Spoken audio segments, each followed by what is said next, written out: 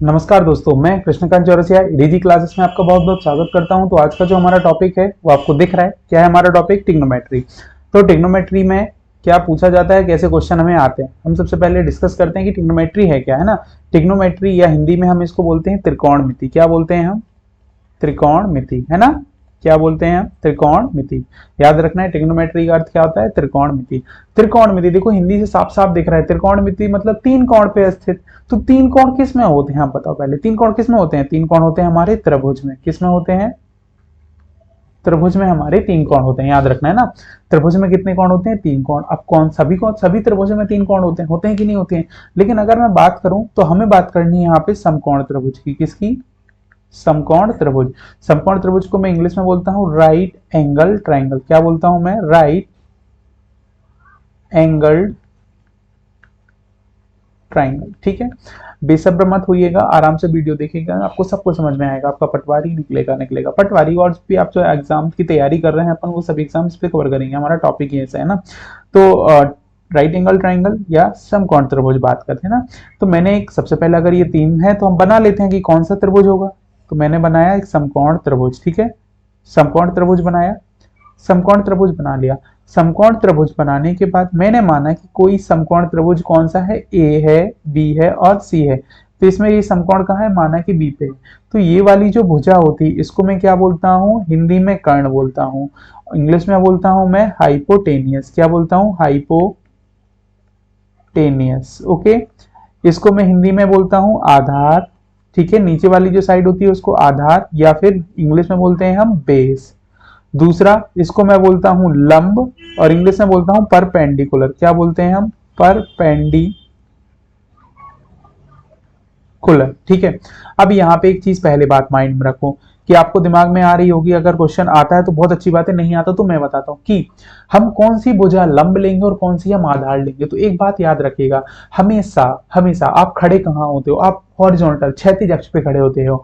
और क्षैतिज अक्ष कौन सा माना जाता है? एक्स अक्ष। कौन सा अक्ष माना जाता है? माना कि ये अक्ष, अगर इसको मान लें त्रिभुज को, तो ये कौन सा अक्ष होता है? एक्स अक्ष। और ये कौन सा अक्ष होता है? वाई अक्ष। तो याद रखिएगा हम खड़े कहाँ होंगे? यहाँ पे। अगर हम सी बिंदु से खड़े होकर देखते हैं तो हमारे सामने की जो भुजा होगी, मतलब अगर मैं यहाँ पे कोई इंसान खड़ा हुआ है ना, यहाँ पे कोई इंसान खड़ा हुआ है, तो अगर ये देख रहा है तो इसके सामने की जो भुजा होगी, ये वाली जो भुजा होगी, ये क्या हमेशा क्या होगी? लंब होगी। याद रखिएगा, अगर इंसान यहां से देख रहा है, क्षैतिज से देख रहा है, तो सामने वाली भुजा क्या होगी? लंब होगी, मतलब ये वाली लंब होगी। और अगर वो यहाँ पे खड़ा होता तो, अगर वो यहाँ पे खड़ा होता तो लंब ये वाली भुजा होगी। बात समझ में आ गई या नहीं आ गई? अब सबसे पहले मुझे पढ़ना क्या है? मुझे इसमें पढ़ना है 6 रेशियोज, है ना। त्रिकोणमिति अनुपात। क्या पढ़ना है मुझे? त्रिकोणमिति अनुपात, है ना। त्रिकोणमिति अनुपात क्या होते हैं? कौन कौन से होते हैं? पहले सीधा सीधा ये हम थीटा लेके चलते हैं। तो पहला मेरा साइन थीटा, दूसरा कॉस थीटा, तीसरा टेन थीटा, चौथा कॉसेक थीटा, है ना, पांचवा सेक थीटा और छठा इज कॉट थीटा। क्लियर है ना बात? अब मुझे याद रखना है कि इनमें हम कैसे फॉर्मूला बनाएंगे। तो हिंदी मीडियम वालों के लिए बहुत अच्छी ट्रिक है, इंग्लिश मीडियम वालों के लिए भी बहुत अच्छी ट्रिक है। ऐसा है नहीं कि हम पार्शलिटी करेंगे। तो हिंदी मीडियम वालों को याद क्या रखना है? लाल बटे कक्का। क्या याद रखना है? लाल बटे कक्का। दूसरा फॉर्मूला बनाना है कक्का बटे लाल। इसी को उल्टा कर देना है। क्या करना है? लाल बटे कक्का और कक्का बटे लाल। कैसे रखना है मैं बताता हूं। मैंने बोला आप लाइन से रखते जाइए। एल अपॉन ए, पहले वाले के नीचे पहले वाले, दूसरे वाले के नीचे दूसरा वाला और तीसरे वाले के नीचे तीसरा वाला।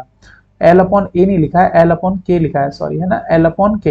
हिंदी में हम बात करेंगे तो इसको हम क्या बोलेंगे? अब हमें पता ही नहीं सर, अभी तो पता ही नहीं यार मैंने कि क्या लिखेंगे। तो यहाँ पे भी आपको याद रखना है, एल को मैं क्या बोलूंगा? लंब। ठीक है, ए को मैं क्या बोलूंगा? आधार। ए को क्या बोलेंगे हम? आधार।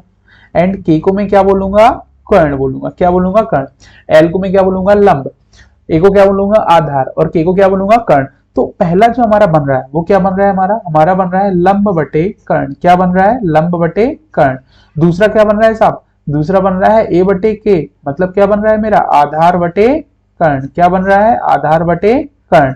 तीसरा क्या बन रहा है साहब? तीसरा बन रहा है एल अपॉन ए। तो क्या बनेगा? लंब बटे आधार। क्या बनेगा? लंब बटे आधार। फिर सेक के लिए क्या बनेगा? तो सेक के लिए मेरा मैंने उल्टा कर दिया, अब लाइन से कर दिया। फिर से चलेंगे तो के बटे एल, मतलब कि कर्ण बटे लंब, क्या बनेगा, कर्ण बटे लंब। सेक के लिए क्या बनेगा, कर्ण बटे आधार। मैं क्या लिखूंगा, कर्ण बटे आधार, ठीक है, कर्ण बटा आधार। फिर कॉट के लिए क्या लिखूंगा, आधार बटे लंब, क्या लिखूंगा, आधार बटे लंब।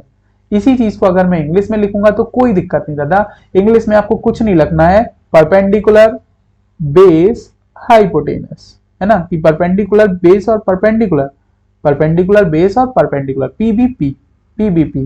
फिर दूसरा रखना है एच एच बी, और जस्ट इसको उल्टा यहां पे कर देंगे तो एच एच बी बटे हो जाएगा पीबीपी, ठीक है, PBP upon H H B, बिल्कुल सेम एज इट इज यहाँ पे कर दो, तो परपेंडिकुलर अपॉन बेस, दूसरा base perpendicular upon hypotenuse, mind से बार बार निकल रहा है, perpendicular upon hypotenuse, second base upon hypotenuse. Tan theta के लिए बात करेंगे तो मैं क्या लिखूंगा, perpendicular upon base. Cosec theta के लिए बात करूंगा तो फिर वही चीज, हाइपोटेनस अपॉन परपेंडिकुलर, फिर हाइपोटेनस अपॉन बेस, और बेस अपॉन परपेंडिकुलर। क्लियर है ना बात। इंग्लिश वालों को तो याद कराने की जरूरत ही नहीं, क्योंकि सीधा सीधा ही आता है, पीबीपी अपॉन एचएचबी और एचएचबी अपॉन पीबीपी। हिंदी वालों के लिए मैंने लिख दिया है लाल बटे कक्का और कक्का बटे लाल, बहुत अच्छे तरीके से पढ़ लीजिए, इससे क्वेश्चन आएंगे ही आएंगे पक्का, ठीक है। अब इस पे क्वेश्चन कैसे आते हैं वो तो मान लेते, पहले तो ये समझेंगे, डायरेक्ट ये थोड़ी ना पूछेगा कि साइन थीटा बराबर क्या होता है, लंब बटे आधार। अब तो ये जमाना चला गया है, तो जमाना कौन सा आ गया है, जमाना आ गया है संबंधों का, है ना, संबंधों का। तो हम रिलेशन निकालते हैं, हम क्या बनेंगे, relation between trigonometric ratio, trigonometric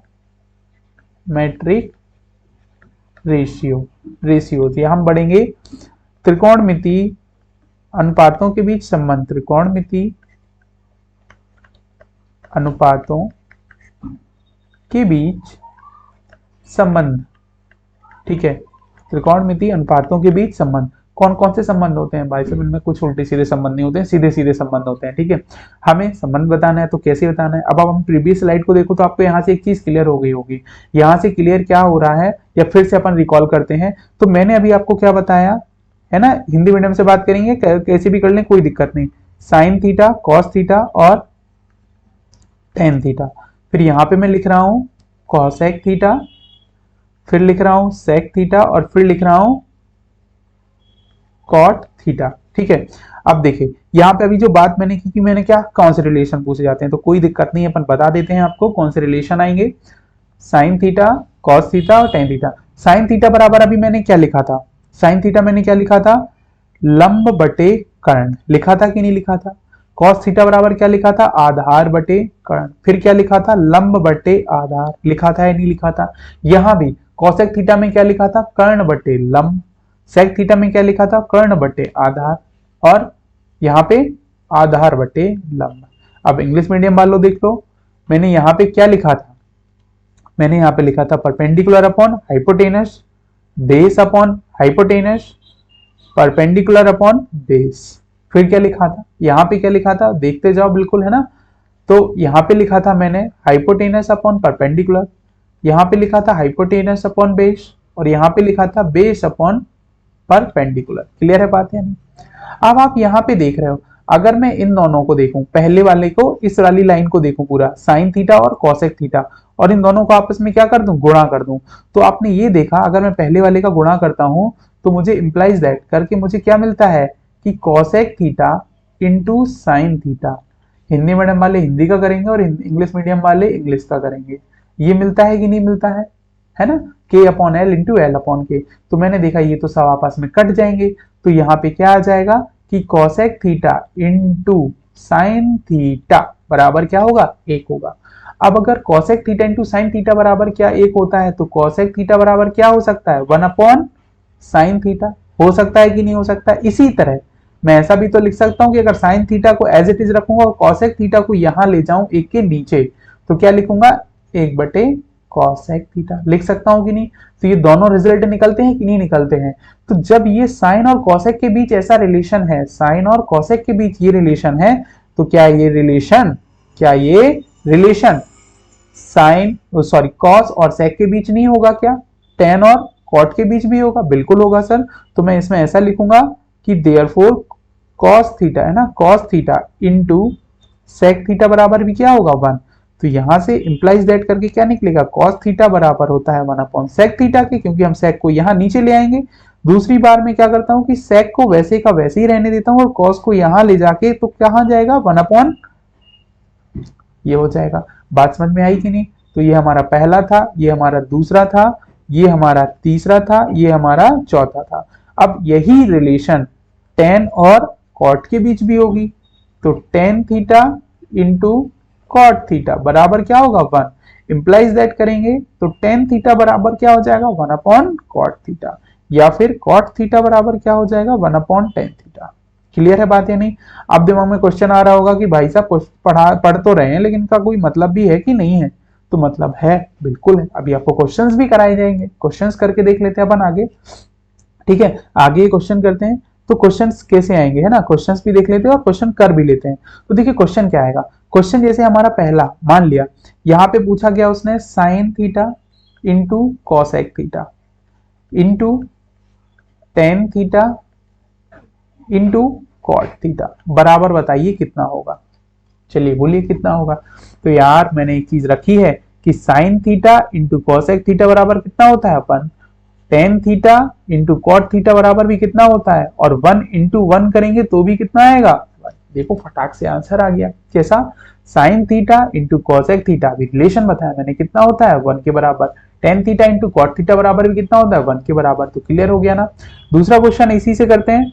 मैंने लिखा sine theta sine square theta into cos square theta, फिर मैंने लिखा 1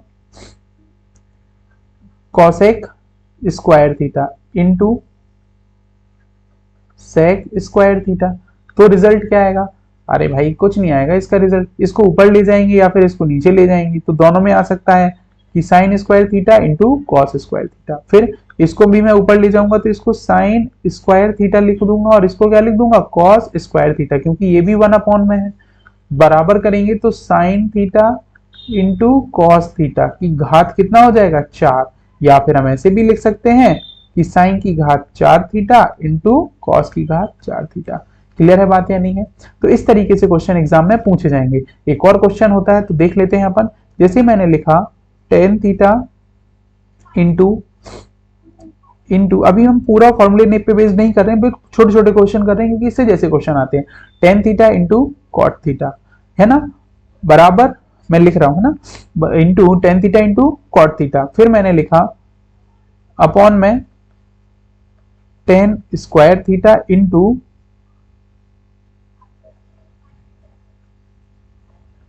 टेन क्यूब थीटा। तो रिजल्ट क्या आएगा, कोई दिक्कत नहीं, ऊपर का ऊपर गुणा करिए और नीचे का नीचे, ये ऊपर है तो नीचे रख लीजिए सभी में, कोई दिक्कत नहीं। अब ऊपर टेन क्यूब है और एक टेन थीटा, तो टोटल कितना हो गया 10 की power 4 theta into cot theta, और नीचे कितना है 10 स्क्वायर थीटा। कोई दिक्कत नहीं, दो घात कम हो जाएंगी तो 10 square theta into cot theta. इस तरह से आपको एग्जाम में क्वेश्चंस पिकअप करने हैं और सॉल्व भी करने हैं। ठीक है, तो आज के लिए बहुत बहुत धन्यवाद। इसके बाद हम नेक्स्ट जो बात करेंगे वो हम नेक्स्ट हमारी बात करेंगे हम कॉम्प्लीमेंट बेस्ड। किस पे बेस्ड करेंगे हम क्वेश्चंस, कॉम्प्लीमेंट। यहाँ से एग्जाम में क्वेश्चन क्लियरली आते हैं। ये क्वेश्चन एग्जाम में आ भी सकते हैं और नहीं भी आ सकते हैं। अभी हालांकि व्यापम में तो इस तरीके से क्वेश्चन आते हैं, लेकिन बड़े एग्जाम्स में ये क्वेश्चन नहीं आते हैं। अगर हम कॉम्प्लीमेंट की बात करें तो सभी एग्जाम्स में कॉम्प्लीमेंट से रिलेटेड क्वेश्चन आते हैं, चाहे वो आप स्टेट गवर्नमेंट का दे रहे हो, चाहे आप सेंट्रल गवर्नमेंट का एग्जाम दे रहे हो, ये सभी में क्वेश्चंस पूछे जाते हैं। तो आज के लिए बहुत बहुत धन्यवाद, है ना। तो मिलते हैं कल नेक्स्ट वीडियो में। ठीक है।